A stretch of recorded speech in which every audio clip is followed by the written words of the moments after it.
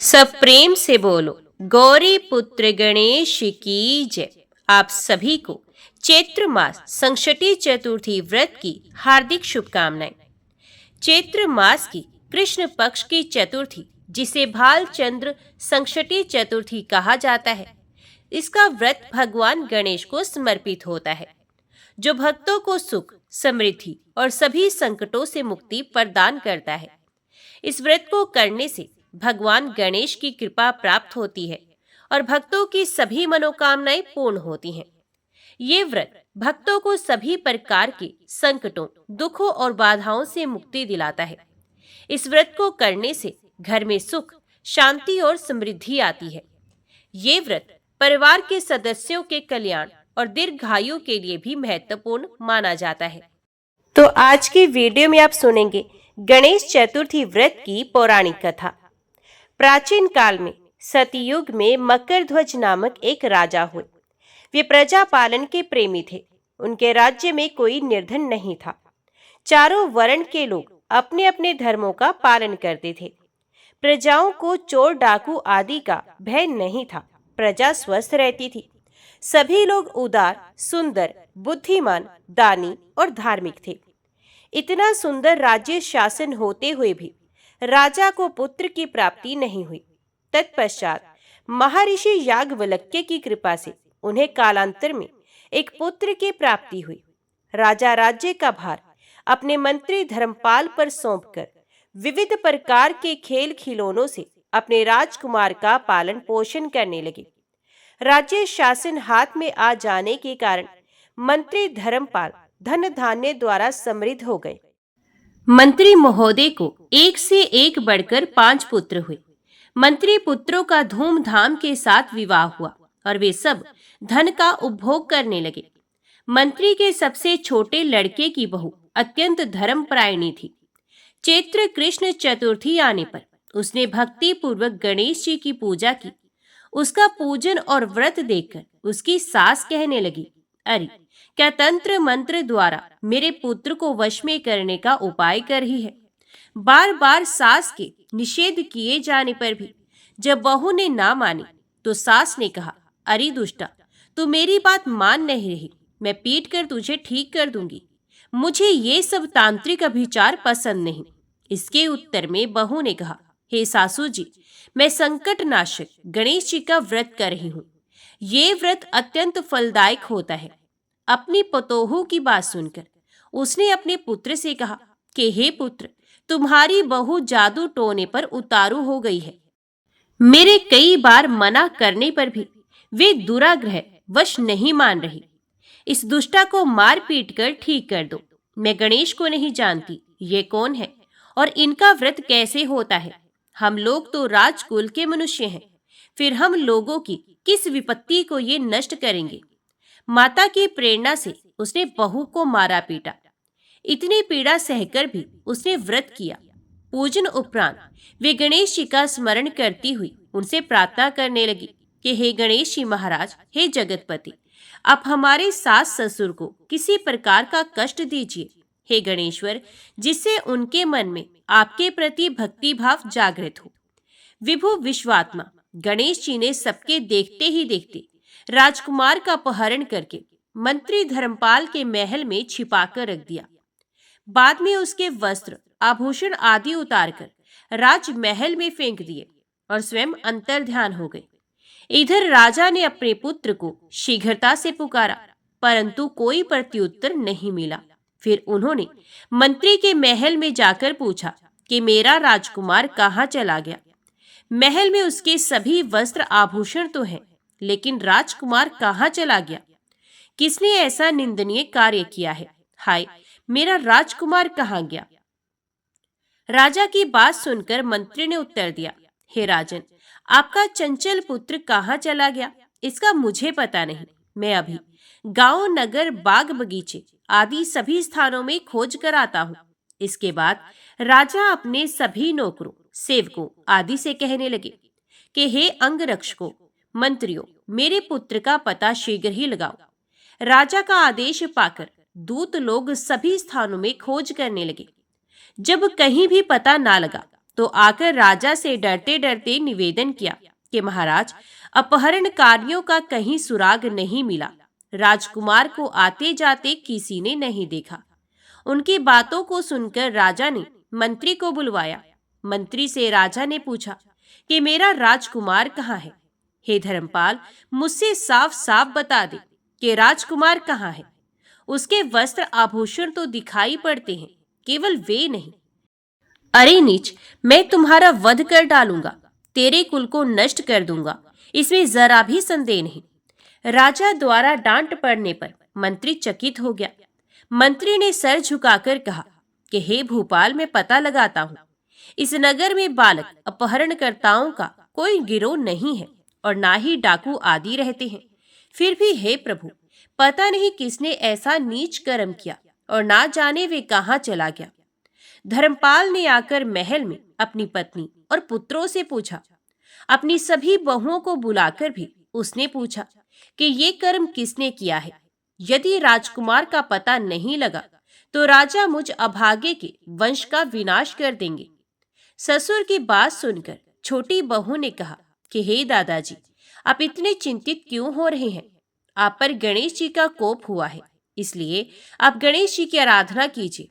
राजा से लेकर नगर के समस्त स्त्री पुरुष, बालक वृद्ध संकट नाशक चतुर्थी का व्रत विधि पूर्वक करे तो गणेश जी की कृपा से राजकुमार मिल जाएंगे। मेरा वचन कभी मिथ्या नहीं होगा। छोटी बहू की बात सुनकर ससुर ने हाथ जोड़कर कहा कि हे बहू, तुम धन्य हो, तुम मेरा और मेरे कुल का उद्धार कर दोगी। गणेश जी की पूजा कैसे की जाती है, हे सुलक्षणी, मुझे बताओ। मैं मंद बुद्धि होने के कारण व्रत के महात्म्य को नहीं जानता हूँ। हे कल्याणी, हम लोगों से जो भी अपराध हुआ हो उसे क्षमा कर दो और राजकुमार का पता लगा दो। तब सब लोगों ने कष्टनाशक गणेश चतुर्थी का व्रत आरंभ किया। राजा सहित समस्त प्रजाजनों ने गणेश जी की प्रसन्नता के लिए व्रत किया। इससे गणेश जी प्रसन्न हो गए। सब लोगों के देखते ही देखते उन्होंने राजकुमार को प्रकट कर दिया। राजकुमार को देखकर नगरवासी आश्चर्य में पड़ गए। सब लोग बहुत प्रसन्न हुए। राजा के हर्ष की तो सीमा न रही। राजा कह उठे, गणेश जी धन्य है और साथ ही साथ मंत्री की कल्याणी पतोहू भी धन्य है, जिसकी कृपा से मेरा पुत्र यमराज के जहां जाकर भी लौट आया। अतः सब लोग इस संतानदायक व्रत को निरंतर विधि पूर्वक करते रहे। तो सब प्रेम से बोलो, गणपति भगवान की जय। अभी सुनिए संकटी चतुर्थी व्रत की अगली कथा। एक बार एक राज्य में एक कुम्हार रहता था। एक दिन वे मिट्टी के बर्तन पकाने के लिए आवा लगा रहा था। आवा कहते हैं मिट्टी के बर्तन पकाने के लिए आग जलाने को। अब उसने आवा तो लगा लिया, लेकिन उसमें मिट्टी के बर्तन पके नहीं। कुम्हार बार बार प्रयास करता रहा, लेकिन मिट्टी के बर्तन हर बार कच्चे ही रह जाते। ये देखकर कुम्हार बहुत परेशान हो गया। वे राजा के पास गया। तब राजा ने राज पुरोहित को बुलाकर कोई उपाय सुलझाने के लिए कहा। थोड़ी देर तक सोचने के बाद राज पुरोहित ने कहा कि महाराज, यदि हर दिन गांव के एक एक घर से एक एक बच्चे की बलि दी जाए तो रोज आवा नहीं लगेगा। राजा ने आज्ञा दे दी कि पूरे नगर से हर दिन एक बच्चे की बलि दी जाएगी। कई दिनों तक ऐसा ही चलता रहा। हर घर से एक बच्चे की बलि दी जाती रही और फिर एक बुढ़िया के घर की बारी आई, लेकिन उसके बुढ़ापे का एकमात्र सहारा उसका अकेला बेटा अगर बलि चढ़ जाएगा तो फिर बुढ़िया का क्या होगा। ये सोचकर बेचारी बुढ़िया बहुत परेशान हो गई। उसने संकट की सुपारी और धूप अपने बेटे को दी। कहा, जा बेटा, संकटा माता तुम्हारी रक्षा करेंगी। वे खुद माता संकटा का ध्यान करने लगी। उसने अपने बेटे की सलामती की कामना करने लगी। उधर अगली सुबह जब कुम्हार ने उठकर देखा कि आवा भी पक गया और वे बालक भी पूरी तरह से सुरक्षित है, ये सब देखकर कुम्हार हैरान रह गया। उसने बालक से पूछा कि ऐसा कैसे हो गया। तब बालक बताने लगा कि उसकी माँ हर बार नियम से संकट चौथ और महीने में पड़ने वाली चतुर्थी का व्रत किया करती है। संकटा माता की कृपा से इसी कारण वे जीवित बच गया है और फिर संकटा माता की कृपा से नगर के वे अन्य सभी बालक जिनकी बलि दी गई थी वो सभी भी दोबारा जी उठे। पौराणिक मान्यताओं के अनुसार उसी दिन से खासकर संकट चौथ के दिन माएं अपने बेटों की लंबी उम्र की कामना से भगवान गणेश की पूजा और व्रत करती हैं। अब सुनिए संकट चौथ के दिन सुनी जाने वाली देवरानी और जेठानी की कथा। संकटी चौथ की पौराणिक कथा के अनुसार एक बार एक शहर में देवरानी और जेठानी रहा करती थी। जेठानी अमीर थी और देवरानी बहुत गरीब थी। देवरानी गणेश जी की बड़ी भक्त थी। देवरानी का पति जंगल से लकड़ियां काट कर लाता, उन्हें शहर में जाकर बेचता था। इस प्रकार उनका जीवन चल रहा था। देवरानी का पति अक्सर बीमार रहता था। तब देवरानी जेठानी के घर का सारा काम करती और बदले में जेठानी उसे बचा हुआ खाना, पुराने कपड़े आदि दे देती। इसी से किसी तरह देवरानी का परिवार चल रहा था। माघ के महीने में देवरानी ने तिलचौथ का व्रत किया। 5 आने का तिल और गुड़ लाकर तिलकुट बनाया। पूजा करके तिलचौथ की कथा सुनी और फिर तिलकुटा छींके में रख दिया, क्योंकि संकट चौथ का व्रत बिना चंद्र देवता को अर्घ्य दिए अधूरा माना जाता है। तो देवरानी सोचने लगी कि चंद्रमा उदय होने पर पहले तिलकुट और उसके बाद ही वे कुछ और खाएगी। कथा सुनकर वे जेठानी के यहाँ चली गई। खाना बनाकर जेठानी के बच्चों से उसने खाना खाने के लिए कहा। तब बच्चे कहने लगे कि माँ ने व्रत किया है और माँ भूखी है, जब माँ खाना खाएगी तब हम भी खा लेंगे। जेठ जी को खाना खाने के लिए कहा तो जेठ जी कहने लगे कि मैं अकेला नहीं खाऊंगा, जब चांद निकलेगा तभी सब मिलकर खाना खाएंगे, तब मैं भी खा लूंगा। जेठानी ने उससे कहा कि आज तो किसी ने भी अभी तक खाना नहीं खाया, तो मैं तुम्हें कैसे दे दूं? तुम सुबह सवेरे आकर बचा हुआ खाना ले जाना। क्योंकि हर दिन तो जेठानी का बचा हुआ खाना या सुबह का बचा हुआ खाना अपनी देवरानी को दे दिया करती थी। इधर देवरानी के घर पर उसका पति और बच्चे बेचारे सब आस लगाए हुए ही बैठे थे कि आज तो त्योहार है, इसलिए कुछ आज पकवान आदि खाने को मिलेगा। देवरानी बिना खाने के जब अपने घर लौटी और बच्चों को पता चला कि आज तो पकवान क्या रोटी भी खाने को नहीं मिलेगी, तो सारे बच्चे उदास हो गए, भूख के मारे रोने लगे। उसके पति को भी बहुत गुस्सा आया। उसका पति गुस्से में कहने लगा, सारा दिन काम करके भी तुम 2 रोटी नहीं ला सकती, तो काम ही क्यों करती हो? पति ने गुस्से में आकर पत्नी को कपड़े धोने के धोने से मारा। धोना हाथ से छूट गया तो पाटे से मारा। अब वे बेचारी देवरानी गणेश जी को याद करती हुई रोते रोते पानी पीकर ही सो गई। उस दिन गणेश जी देवरानी के सपने में आए और कहने लगे, धुवने मारा, पाटी मारा, सो रही है या जाग रही है? देवरानी कहने लगी, कुछ सो रही हूँ, कुछ जाग रही हूँ। तब गणेश जी फिर से बोले, भूख लगी है, कुछ खाने को दो। देवरानी कहने लगी, क्या दूं?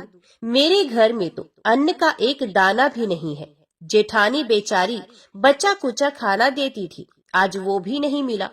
पूजा का बचा हुआ तिलकुटा चीकी में पड़ा है, वही खा लो।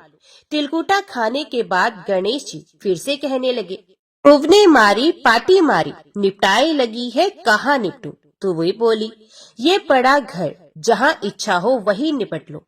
फिर गणेश जी बच्चे की तरह कहने लगे, अब हाथ कहाँ पहुँचूं? नींद में मगन देवरानी को बहुत गुस्सा आया। वे सोचने लगी कि कब से तंग किए जा रहे हो। तो उसने गुस्से से कहा कि मेरे सर पर पूछो और कहाँ पहुँचोगे?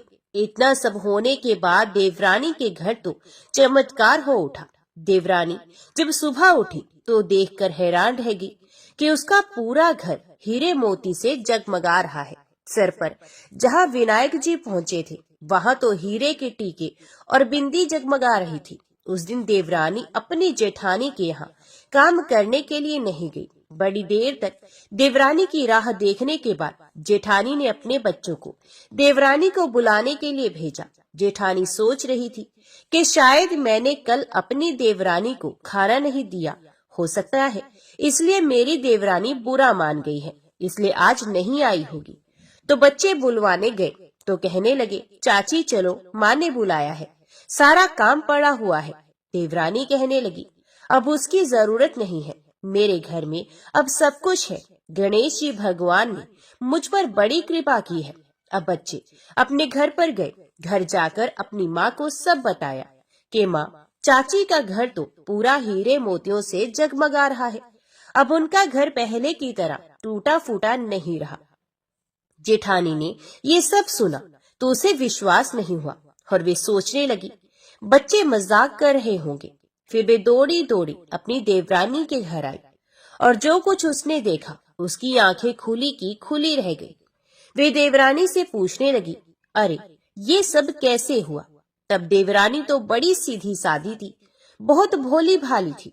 उसने उसके साथ जो कुछ हुआ सब कुछ अपनी जेठानी से कह दिया। जेठानी बड़ी चालाक थी।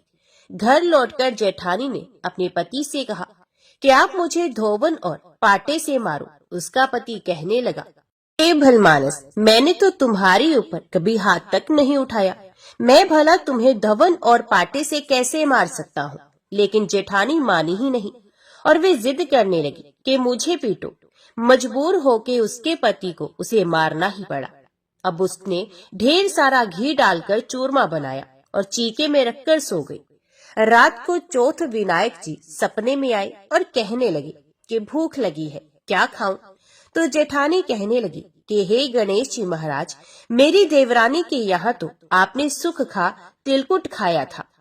मैंने तो ढेर सारा घी डालकर चूरमा बनाकर आपके लिए छींके में रख दिया है। फल और मेवे भी साथ में रखे हैं। हे गणपति जी महाराज, जो चाहे वे आप खा लीजिए। सारा चूरमा खाने के बाद गणपति जी कहने लगे, निपटे कहाँ? तो जेठानी कहने लगी, उसके यहाँ तो टूटी फूटी झोपड़ी थी, मेरे यहाँ तो कंचन का महल है, जहाँ चाहो निपट लो। तब गणेश जी ने पूछा, अच्छा ठीक है, अब बताओ मैं पहुँचूं कहाँ? तो जेठानी कहने लगी, मेरे माथे पर बड़ी सी बिंदी लगाकर पहुँच लो। जेठानी तो बहुत चालाक थी और उसके मन में धन का लालच भी था। धन की लालची जेठानी सुबह सुबह बड़ी जल्दी उठ गई। सोचने लगी कि आज तो मेरा घर भी हीरे जवाहरात से भर चुका होगा और मैं तो देवरानी से ज्यादा अमीर बन जाऊंगी। लेकिन जब वे सुबह उठी तो उसने देखा हीरे मोती की जगह उसके घर में तो गंदगी फैली हुई थी और बड़ी तेज बदबू आ रही थी। उसके सर पर भी बड़ी सी बिंदी की जगह गंदगी लगी हुई थी। तब उसने कहा कि हे गणेश जी महाराज, ये आपने क्या कर दिया? मुझसे रूठे और देवरानी पर रूठे। जेठानी बहुत दुखी हुई, उसे गुस्सा भी आ रहा था। जेठानी ने किसी तरह अपने घर की सफाई करने की कोशिश की, लेकिन गंदगी तो और ज्यादा फैलती ही जा रही थी। उधर जेठानी के पति को जब मालूम हुआ तो वे भी बहुत गुस्सा हुआ और कहने लगा कि तेरे पास तो इतना सब कुछ था, फिर भी तेरा मन नहीं भरा।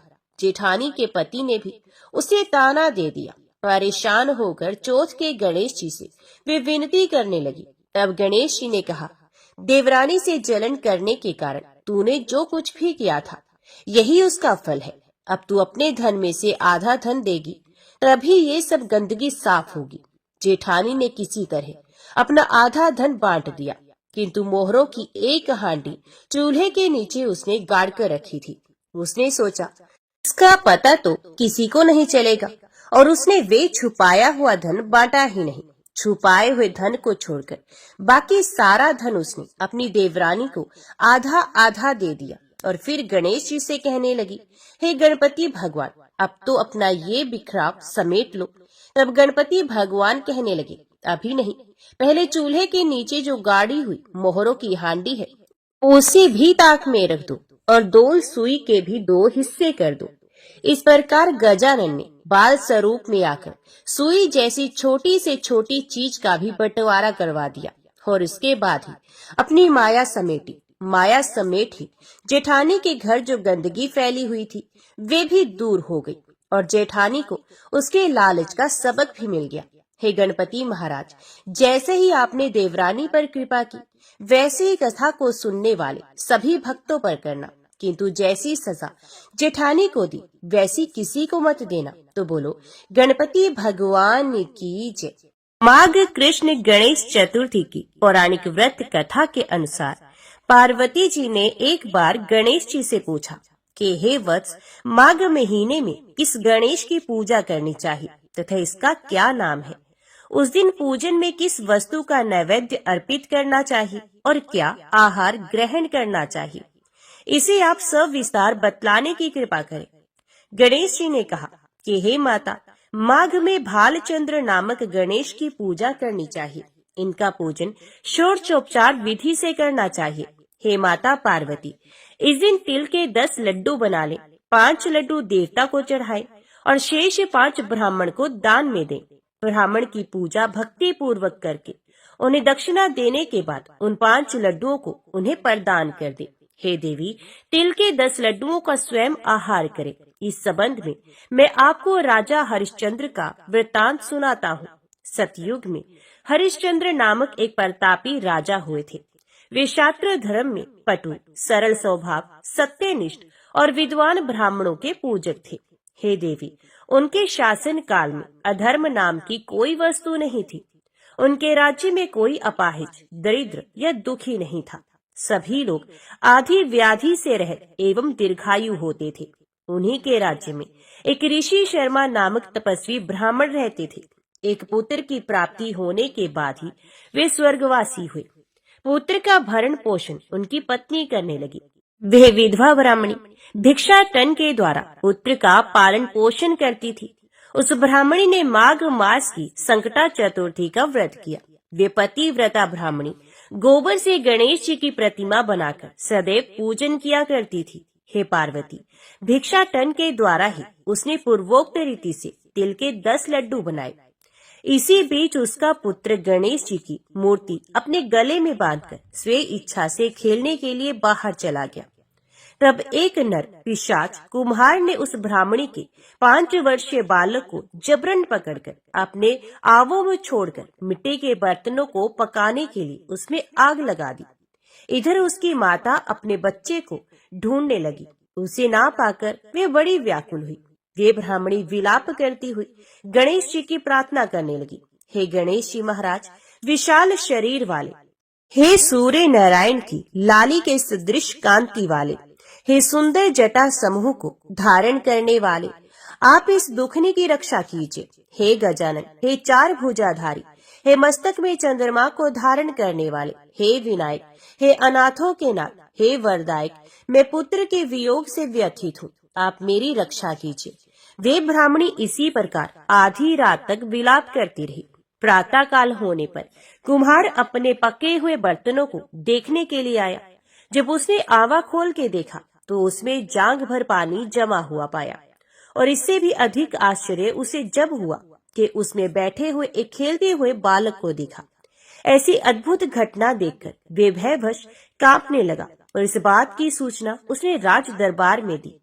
उसने राज्य सभा में अपने कुकृत्य का वर्णन किया। कुम्हार ने कहा कि हे महाबाहु, एक प्रज्वलित अग्नि के समान तेजवान, हे महाराज हरिश्चंद्र, मैं अपने दुष्कर्म के लिए वध के योग्य हूँ। उसने आगे कहा, हे महाराज, कन्या के विवाह के लिए मैंने कई बार मिट्टी के बर्तन पकाने के लिए आवा लगाया है, परंतु मेरे बर्तन कभी भी नहीं पके और सदैव कच्चे ही रह गए। तब मैंने भयभीत होकर एक तांत्रिक से इसका कारण पूछा तो उसने कहा कि चुपचाप किसी लड़के की तुम बलि चढ़ा दो, तुम्हारा आवा पक जाएगा। मैंने सोचा कि मैं किसके बालक की बलि दूं? जिसके बालक की बलि दूंगा वे मुझे क्यों कर जीवित छोड़ेगा। इसी भय से हे महाराज, मैंने दृढ़ निश्चय किया कि इसे ही बैठाकर आग लगा दूंगा। मैंने अपनी पत्नी से परामर्श भी किया कि ऋषि शर्मा ब्राह्मण मृत हो गए हैं।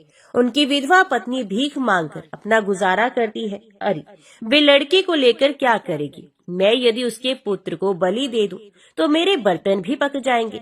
मैं इसे जघन्य गर्म को करके रात में निश्चिंत होकर सो गया था। प्रातः जब मैंने आवा खोलकर देखा तो क्या देखता हूँ कि उस लड़के को मैं जिस स्थिति में बैठाकर गया था वे उसी तरह निर्भय भाव से बैठा है और उसमें जांघ भर पानी भरा हुआ है। इस भयावह दृश्य से मैं कांप उठा और इसकी सूचना देने आपके पास आया हूँ।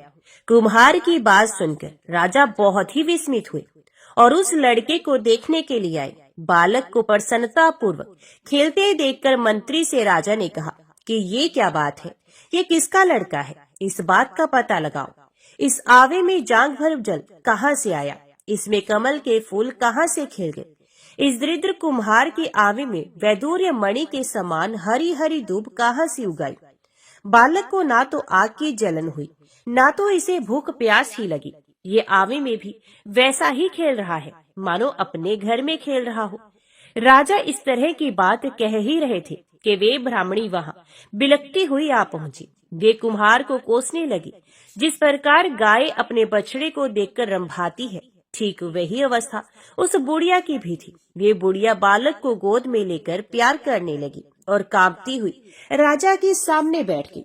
राजा हरिश्चंद्र ने पूछा कि हे ब्राह्मणी, इस बालक के ना जलने का क्या कारण है?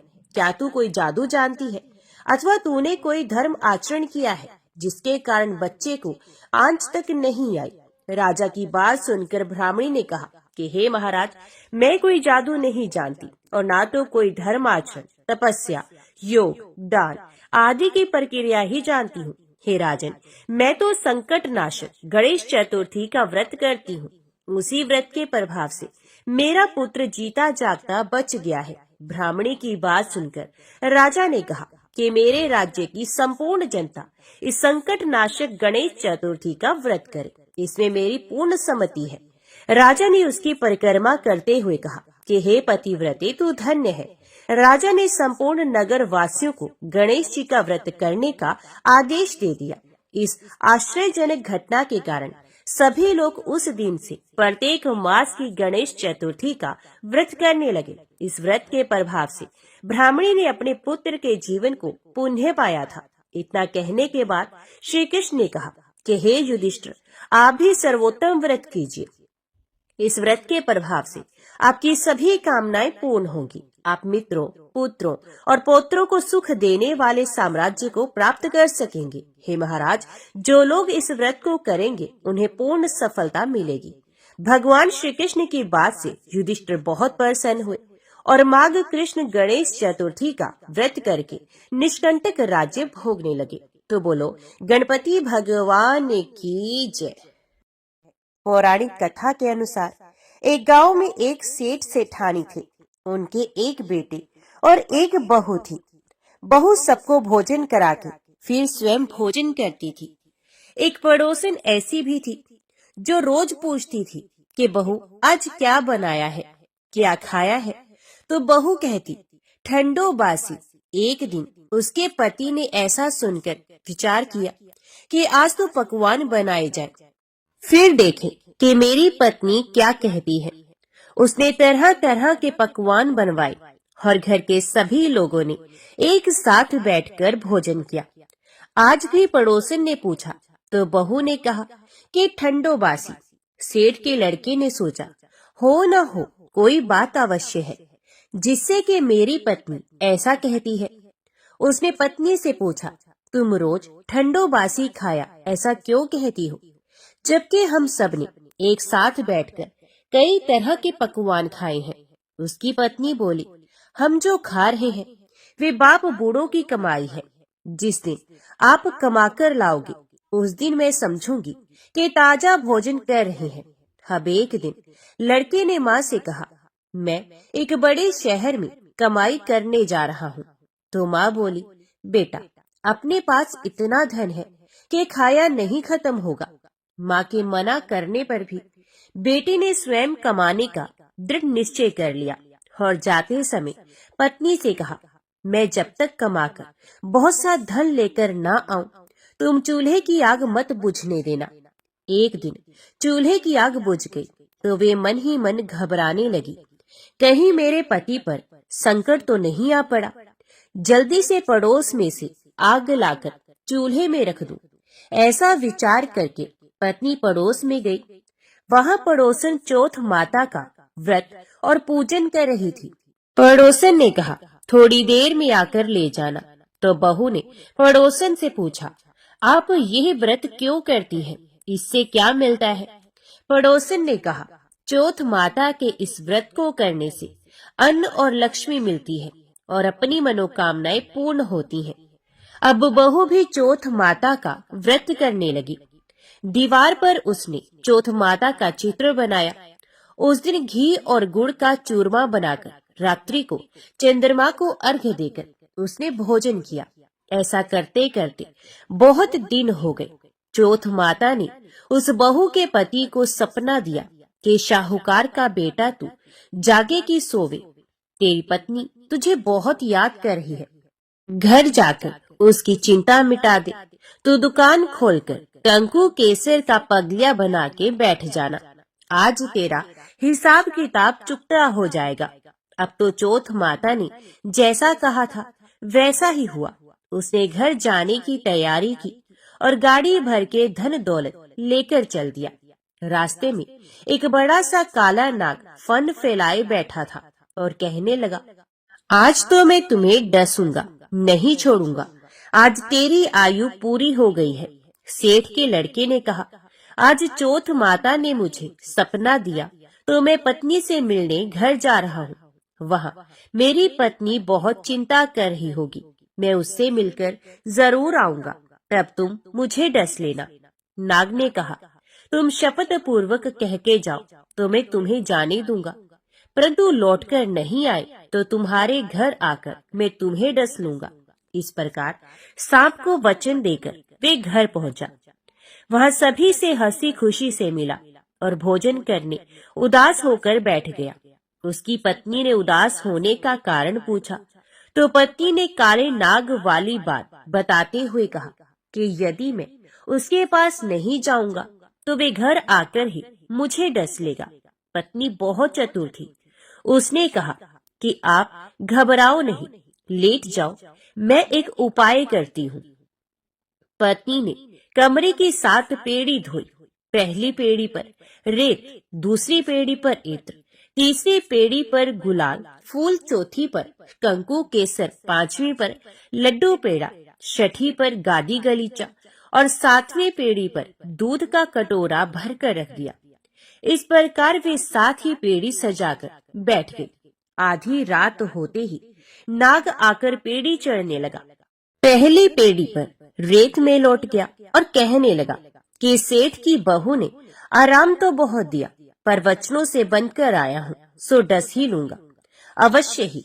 इसी प्रकार 7 पेड़ियों पर नाग आराम करता हुआ और कहता हुआ कि डसूंगा। जरूर कमरे में जाने ही वाला था कि चौथ माता ने विचार किया कि मैं इसे नहीं बचाऊंगी तो संसार में धर्म कर्म व्रत को कौन मानेगा। अब तो गणेश जी, चंद्रमा जी और चौथ माता ने उसे बचाने का विचार किया। चंद्रमा जी ने उजाला किया, चौथ माता ढाल बनी और गणेश जी ने तलवार लेकर नाग को मार दिया और ढाल से ढक दिया। अब बहू भी थकी हारी सो गई। दिन निकला तो लोग बेटे से मिलने आए, परंतु बेटा बहू तो उठे ही नहीं। बहुत देर हो गई तो माँ उन्हें उठाने गई। माँ ने 7 पेड़ियों पर जो कुछ भी देखा तो वे बहुत ही घबराई और बेटा बहू को आवाज लगाई। बेटा बहू उठे तो देखा कि एक ढाल तलवार वहाँ पड़ी है। अब ढाल उठाई तो वही काला नाग मरा हुआ पड़ा है। बेटा बहू ने सोचा कि आज तो धर्म कर्म ही आड़े आए हैं, जो भगवान गणेश जी और चौथ माता ने अपनी रक्षा की है। हे चौथ माता, आपने जैसी सेठ के बेटे बहू की रक्षा की, वैसे ही रक्षा सबकी करना। तो बोलो चौथ माता की जय। भगवान विघ्नहर्ता गणेश की कथा सुने बिना चौथ माता के व्रत की कथा अधूरी मानी जाती है।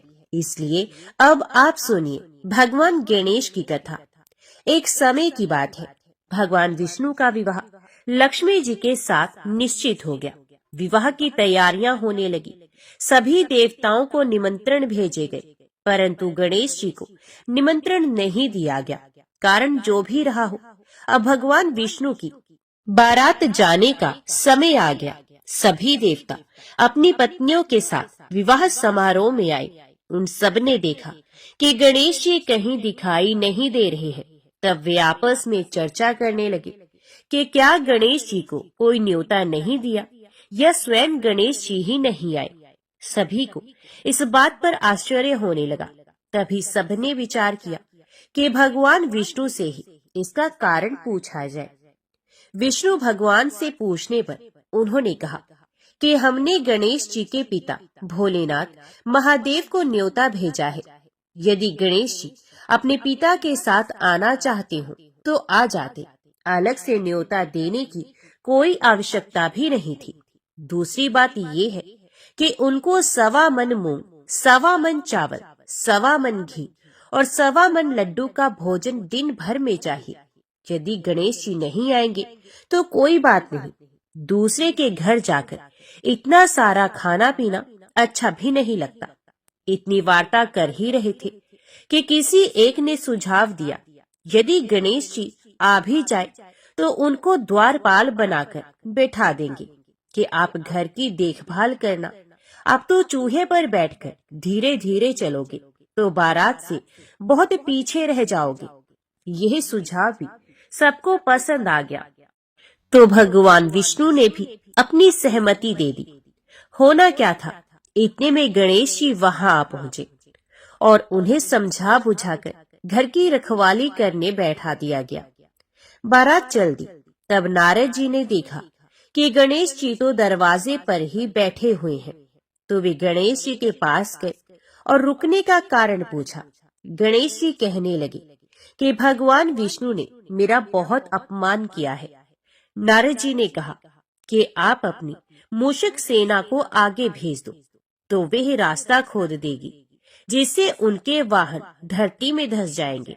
तब आपको सम्मान पूर्वक बुलाना ही पड़ेगा। अब तो गणेश जी ने अपनी मूषक सेना जल्दी से आगे भेज दी और सेना ने जमीन पोली कर दी। जब बारात वहां से निकली तो रथों के पहिए धरती में धंस गए। लाख कोशिश करने पर भी पहिए धरती से नहीं निकले। सभी ने अपने अपने उपाय किए, परंतु पहिए तो नहीं निकले, बल्कि जगह जगह से टूट गए। किसी की समझ में नहीं आ रहा था कि अब क्या किया जाए। अब तो नारद जी ने कहा, आप लोगों ने गणेश जी का अपमान करके अच्छा नहीं किया। यदि उन्हें मनाकर लाया जाए तो आपका कार्य सिद्ध हो सकता है और ये संकट टल सकता है। भगवान शंकर ने अपने दूत नंदी को भेजा और वे गणेश जी को लेकर आए। गणेश जी का आदर सम्मान के साथ पूजन किया गया। तब कहीं रथ के पहिए निकले। अब रथ के पहिए निकल तो गए, परंतु वे टूट फूट गए। तो उन्हें सुधारे कौन? पास के खेत में खाती काम कर रहा था, उसे बुलाया गया। खाती अपना कार्य करने के पहले श्री गणेशाय नमः कहकर गणेश जी की वंदना मन ही मन करने लगा। देखते ही देखते खाती ने सभी पहियों को ठीक कर दिया। तब खाती कहने लगा कि हे देवताओं, आपने सर्वप्रथम भगवान गणेश जी को नहीं मनाया होगा और ना ही उनका पूजन किया होगा, इसलिए तो आपके साथ ये संकट आया है। हम तो मूर्ख अज्ञानी हैं, फिर भी पहले गणेश जी को पूजते हैं, उनका ध्यान करते हैं। आप लोग तो देवता गण हैं, फिर भी आप गणेश जी को कैसे भूल गए? अब आप लोग भगवान श्री गणेश जी की जय बोलकर जाएं, तो आपके सब काम बन जाएंगे और कोई संकट भी नहीं आएगा। अब सभी को अपनी अपनी गलती का पश्चाताप हुआ और सबने भगवान गणेश जी की जय जयकार करते हुए और बारात वहां से चल दी और भगवान विष्णु का लक्ष्मी जी के साथ विवाह संपन्न करा के सभी सकुशल घर लौट आए। तो हे गणेश जी महाराज, आपने जैसे भगवान विष्णु के कार्य को सिद्ध किया, वैसे सभी के कार्य को सिद्ध करना। तो बोलो भगवान गणेश की जय। तो ये थी आज की चौथ माता की कहानी, विघ्नहर्ता भगवान गणेश की कहानी। आज की कथा अच्छी लगे तो वीडियो को लाइक करना मत भूलिएगा और कमेंट में चौथ माता की जय और भगवान गणेश की जय भी जरूर लिखिएगा और हमारे चैनल को भी सब्सक्राइब जरूर कीजिएगा। ओम श्री गणेशाय नमः।